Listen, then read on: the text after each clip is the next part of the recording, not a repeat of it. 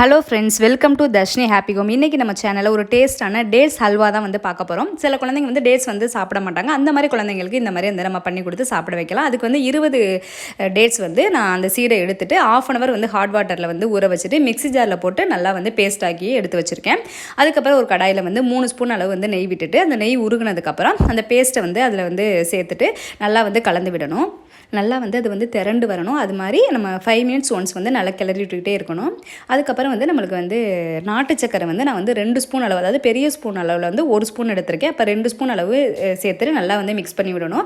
அதுக்கப்புறம் ஒரு 5 மினிட்ஸ்க்கு அப்புறம் வந்து ஒரு ஏலக்காய் வந்து அதோட போட்டு அதையும் நல்லா கிளறி விட்டுட்டு கார்ன்ஃப்ளவர் மாவு வந்து நான் வந்து கரைச்சி வச்சுருக்கேன். அதை வந்து 3 ஸ்பூன் அளவு வந்து அதோட சேர்த்துக்கணும். அப்போ தான் நல்லா வந்து ஒன்றா திரண்டு வரும். அதுக்கப்புறம் வந்து நல்லா கிளறி விட்டதுக்கப்புறம் வந்து நெய் விட்டுட்டு திராட்சை வந்து அந்த அல்வாவோட போட்டு நல்லா மிக்ஸ் பண்ணணும். கேஷ்யூ வேணாலும் ஆட் பண்ணிக்கலாம். செம்ம டேஸ்ட்டாக இருக்கும். நீங்கள் வீட்டில் கண்டிப்பாக ட்ரை பண்ணி பாருங்கள். உங்களுக்கு நம்ம சேனல் பிடிச்சா சப்ஸ்கிரைப் பண்ணுங்கள். தேங்க்யூ.